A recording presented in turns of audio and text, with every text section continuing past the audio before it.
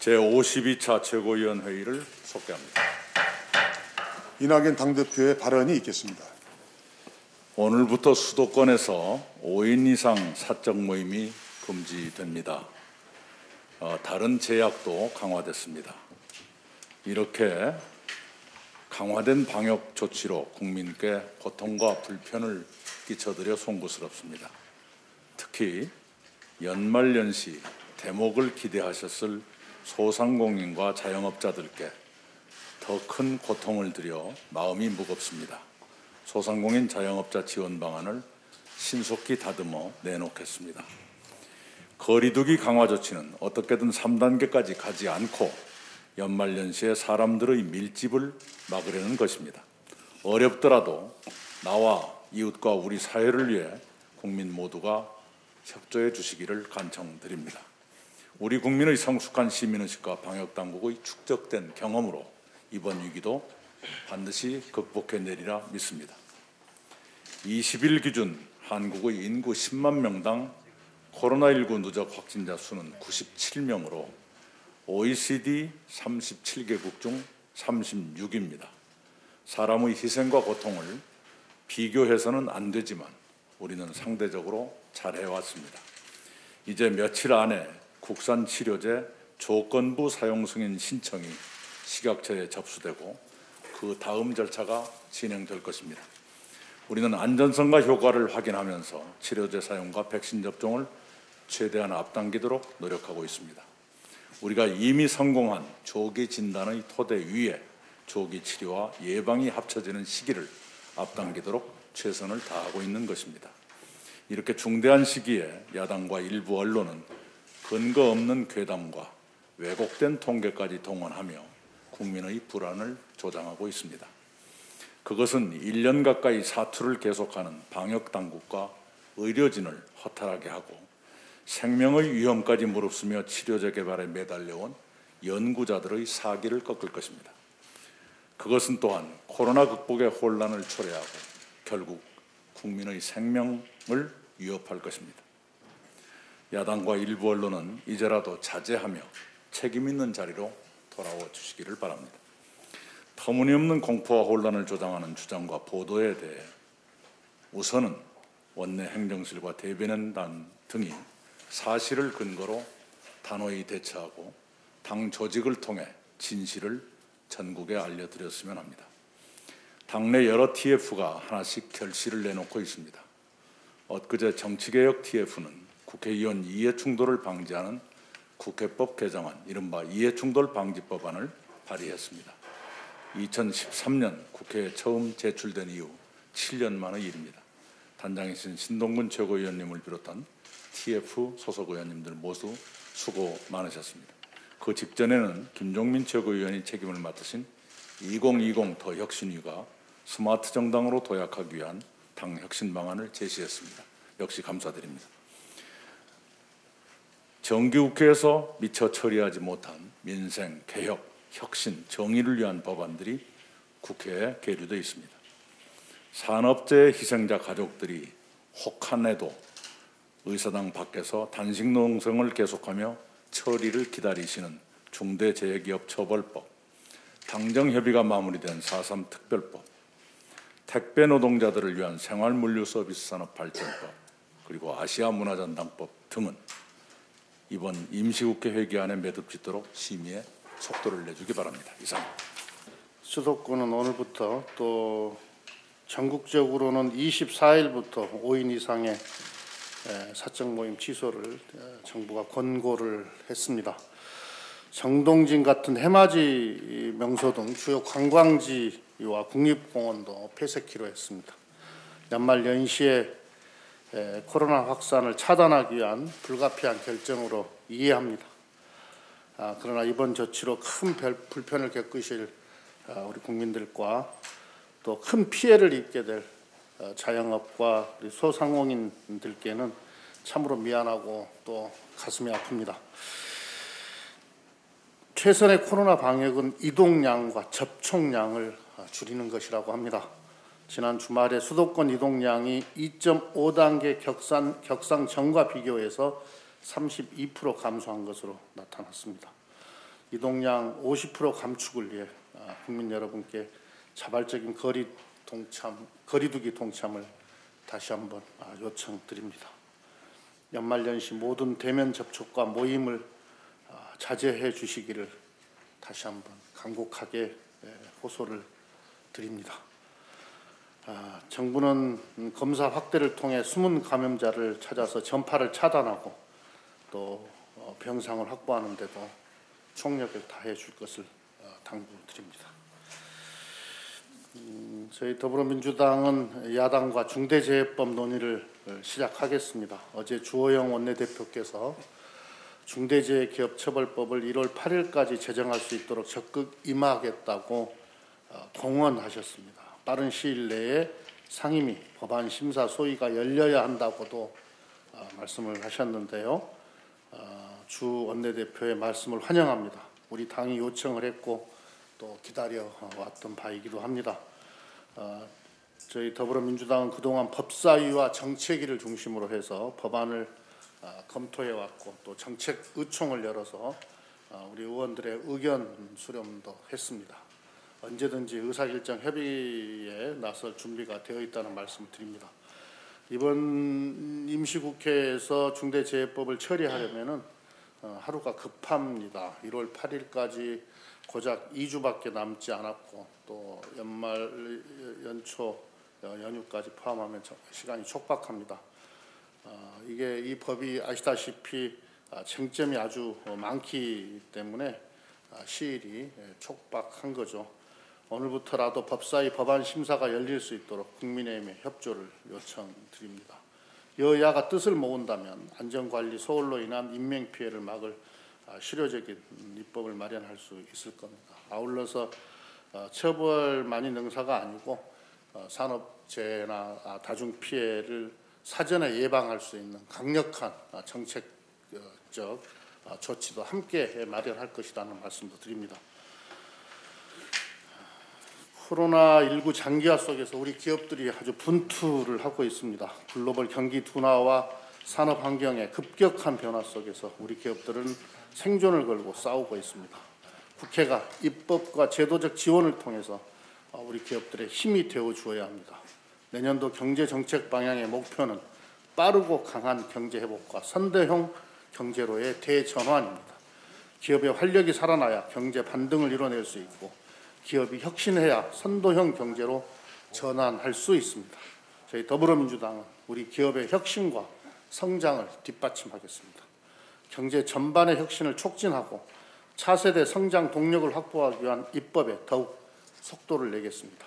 산업 디지털 전환 촉진법, 비대면 중소벤처기업 육성법, 전자금융법 등을 제정해서 미래 지향적인 기업 생태계를 조성하고 혁신 성장의 동력을 확보해 나가겠습니다.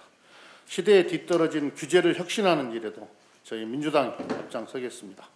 시행 2년 차의 규제 샌드박스는 기업의 혁신 실험장으로 자리를 잡았습니다. 더 많은 도전과 혁신을 지원하기 위해 산업융합촉진법 등 규제 샌드박스 관련 법도 더 보완하겠습니다. 저희 더불어민주당과 정부는 경제 활력을 되찾고 글로벌 선도국가로 도약하는 대한민국을 만들기 위해 더 힘쓰겠습니다. 최근 코로나19 방역 조치가 단계적으로 높아짐에 따라서 우리 소상공인들과 자영업자들의 큰 타격이 불가피한 상황입니다.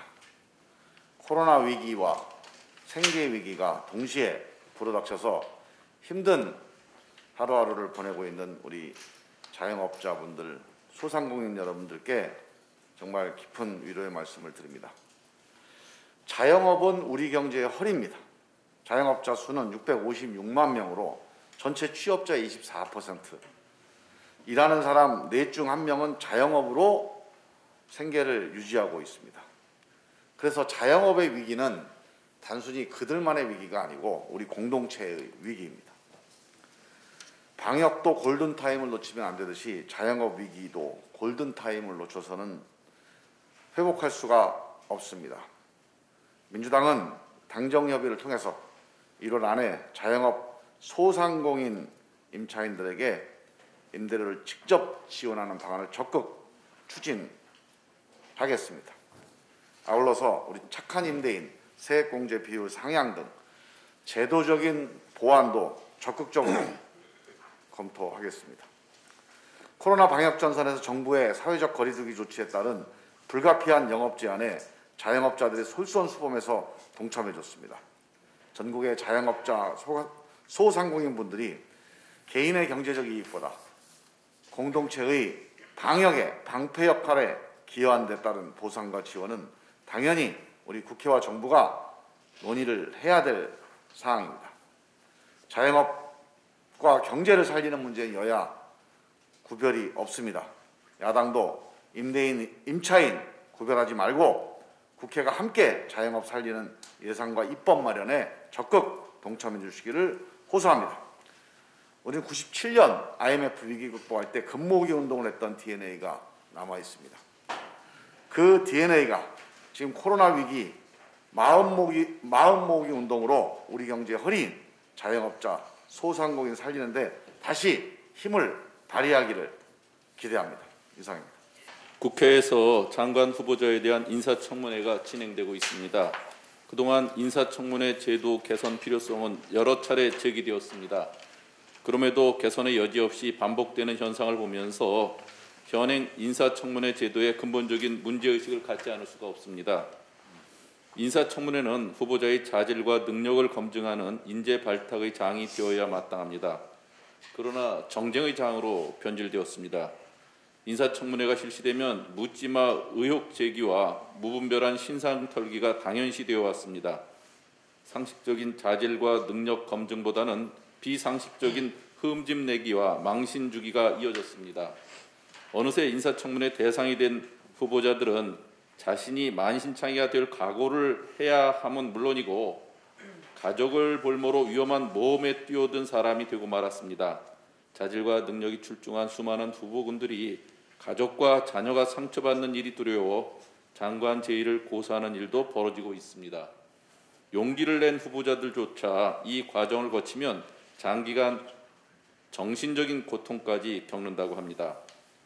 야당은 검증이 아니라 후보자 낙마가 지상과제인 양 업무 수행과 무관한 일까지 파헤치며 스토커식 청문회를 벌이고 있습니다.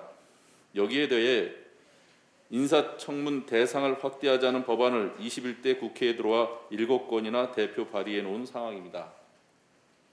반면 우리 당의 홍영표 의원과 정성호 의원은 도덕성과 역량을 분리하여 도덕성 검증을 비공개로 하거나 비공개 예비심사제를 두는 등 인사청문회 제도 개선에 초점을 맞춘 개정안을 대표 발의했습니다.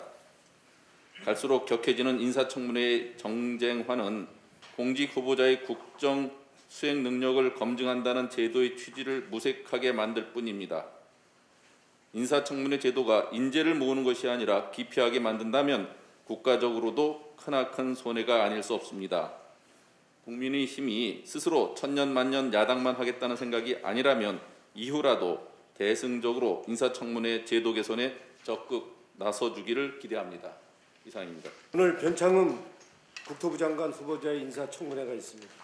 과거 언행에 다소 논란이 있지만 지금 우리에게 필요한 건 집값을 잡을 부동산 전문가입니다. 급한 불 끌어온 소방수의 발목을 잡아서는 안 됩니다.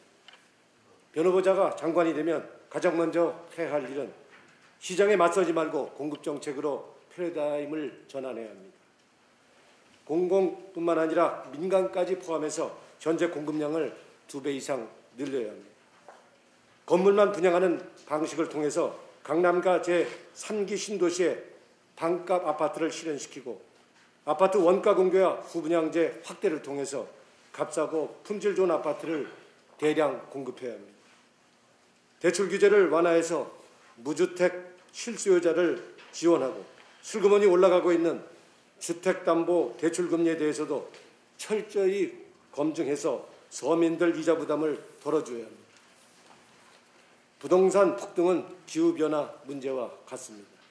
기성세대의 잘못으로 미래 세대의 꿈을 빼앗는 것입니다. 변창흠 후보자가 부동산 전문가로서 반드시 집값을 안정시켜 우리 청년들과 신혼부부들에게 내 집 마련의 꿈을 돌려주길 간곡하게 당부합니다. 노동안전규정이라 할 수 있는 산업안전보건법 위반에 대한 재범률은 무려 97%입니다. 솜방망이 처벌 때문입니다. 최근 5년간 포스코 포항제철에서만 10명의 노동자가 산재사고로 목숨을 잃었습니다. 발판이 무너져 추락해 죽고 기계에 끼어서 죽고 폭발로 인해 화상을 입어 죽어나갔습니다. 이렇게 노동자들이 죽어나갔지만 노동부 조사에 따르면 원청인 포항제철의 소장 한 사람만이 벌금 1,000만 원을 받은 게 전부입니다. 구속은커녕 집행유예조차 받은 적이 없습니다. 이런 솜방망이 처벌이 포스코를 최악의 살인기업으로 만들었고 대한민국을 산재 사망사고 1위로 만든 것입니다. 포스코에서 지난 9일에 발생한 사망사고도 수리 중 기계 가동을 정지한다는 기본 안전 수칙만 지켰어도 살릴 수 있었던 목숨입니다. 겨우 비용 몇 푼의 노동자 목숨을 맞바꾼 것입니다. 노동자 10명 목숨값이 겨우 1,000만 원인데 최정우 포스코 회장은 상반기에만 12억을 받아갔습니다. 사상 최대 적자임에도 작년보다 49% 임금을 더 챙겨간 것입니다. 10명의 노동자의 목숨값이 경영자의 이틀치 일당조차 안 되는 것이 21세기 대한민국의 현실입니다. 선제왕국 포스코와 솜방망이 처벌, 중대재해기업처벌법이 반드시 통과되어야 할 이유입니다. 이상입니다. 박덕금 의원에 대해 단군일의 최대 이해충돌 당사자라고 말해왔습니다. 그런데 그 불명예스러운 타이틀의 원조는 따로 있었습니다. 바로 어제 국민의힘을 탈당한 전복민 의원입니다. 알고 보니 박덕금 의원은 전복민 2에 불과했습니다. 신고한 재산이 약 914억 원으로 21대 국회의원 중 가장 많았습니다. 2위가 바로 박덕금 의원으로 신고 재산이 560억 원입니다. 재산에서도 이해 충돌에서도 박덕금 의원을 능가하는 것입니다. 전 의원은 국회의원이 되기 전 30대 중반인 2008년부터 2018년까지 삼선 부산시의원의 시의회 부의장을 역임했습니다. 이때부터 이미 국회의원 박덕금의 수완을 앞질렀던 것입니다. 청출 어람이요 후생가해의 극치입니다. 전복민 의원의 이름이 인구에 회자되기 시작한 것은 재산 때문이었습니다. 전 의원은 당선 전 선거관리위원회 재산 신고 당시 약 48억 원을 신고했는데 당선 후 재산 신고가가 무려 866억 원 정도 차이가 났습니다. 전 의원은 비상장 주식의 재평가가 이유라고 해명했지만 당시 이미 재산에 대한 의혹이 있었습니다. 전복민 의원이 2008년 보궐선거로 초선 부산시의원이 됐을 때에 비해 지금 재산이 130배 늘어났다고 합니다. 매년 10배 이상 늘어난 것입니다. 그 비결은 아빠 찬스이고 아빠의 불법 증여라는 의혹이 폭증하고 있습니다. 전 의원의 부친은 이 의혹에 대해 취재하는 기자에게 3천만 원을 입막음용으로 주겠다는 제안을 했다가 여과없이 방송에 나가는 촌극을 빚었습니다. 부전자전 그 아버지의 그 아들입니다.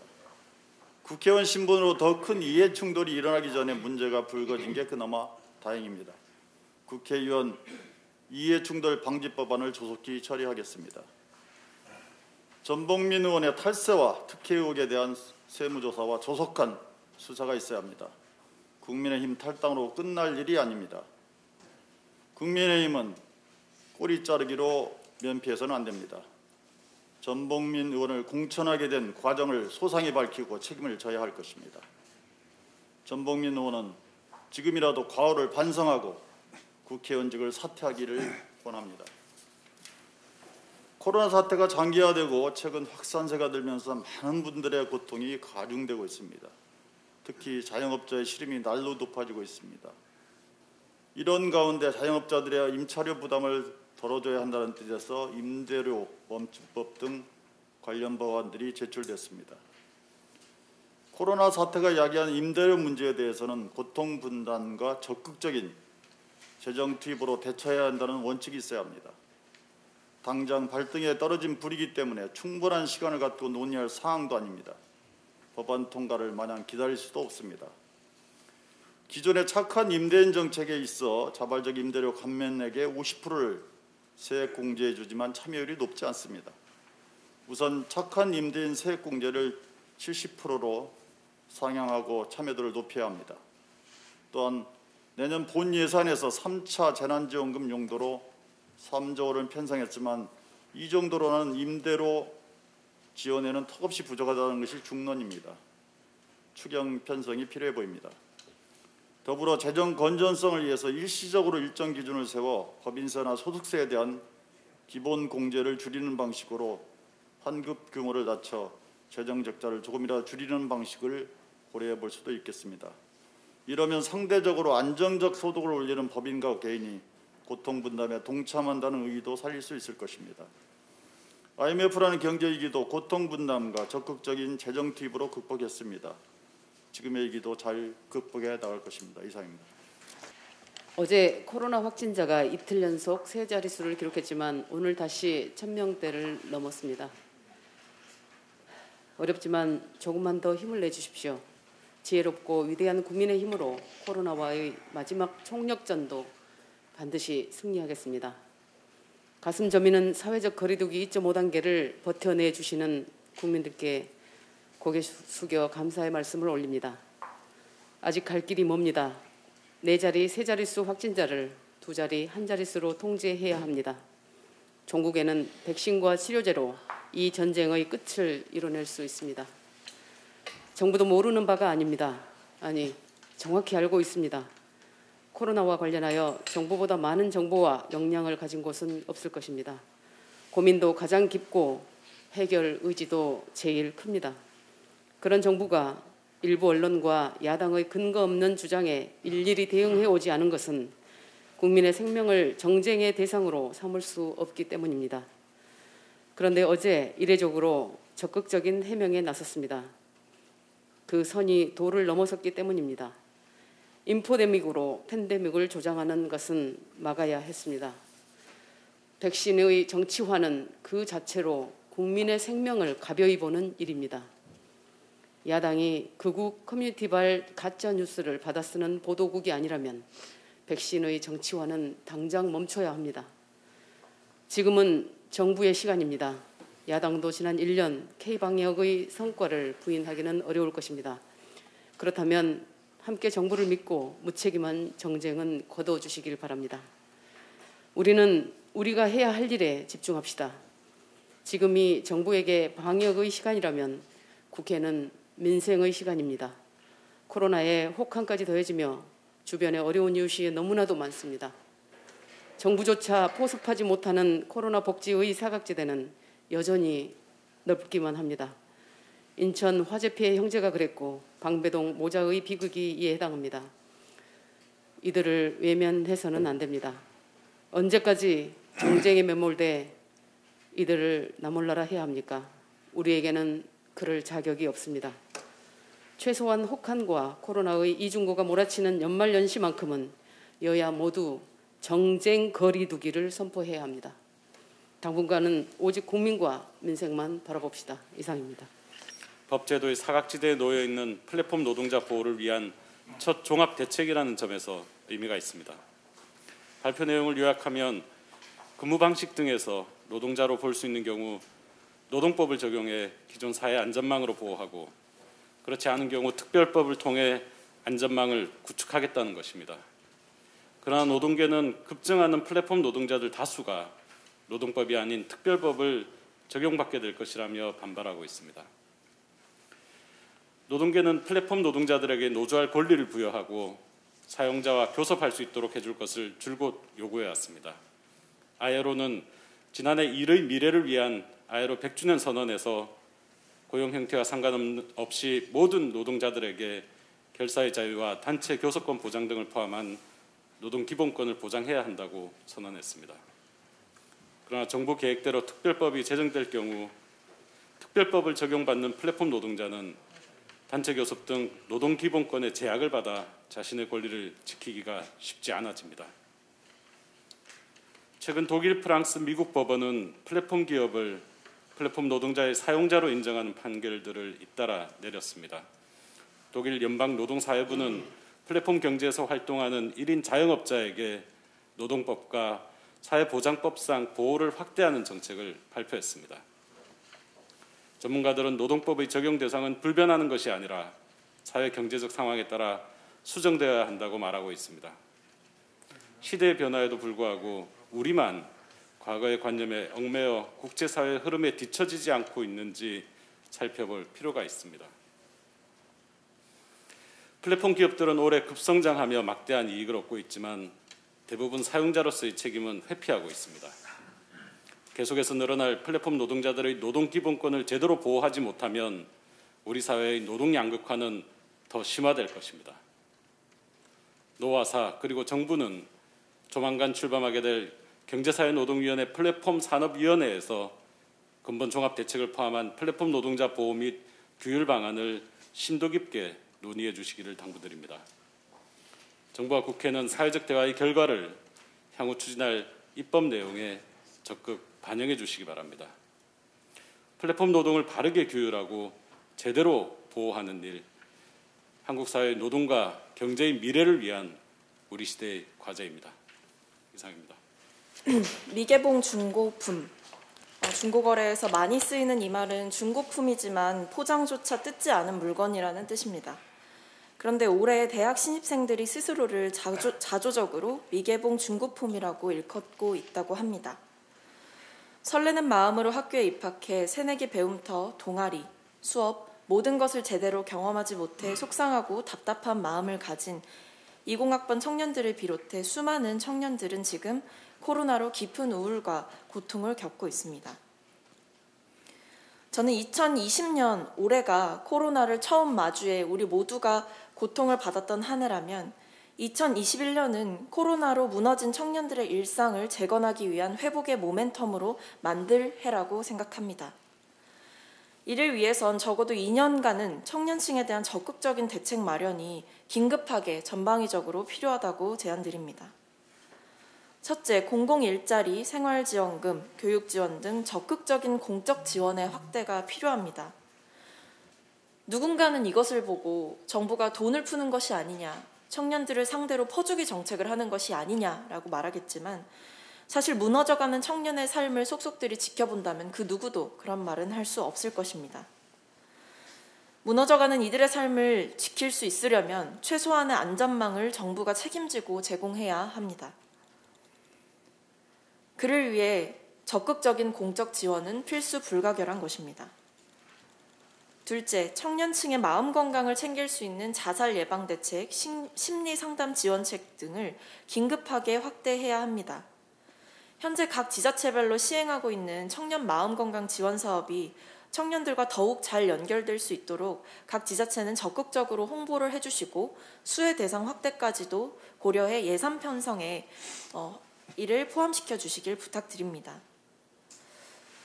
또한 마음건강 지원과 관련해서 온라인 플랫폼을 기반으로 한 상담 체계를 구축하고 언제나 어디서나 청년들이 마음 건강을 살피고 스스로를 돌볼 수 있도록 접근성을 높이는 정책이 필요하다고 생각합니다.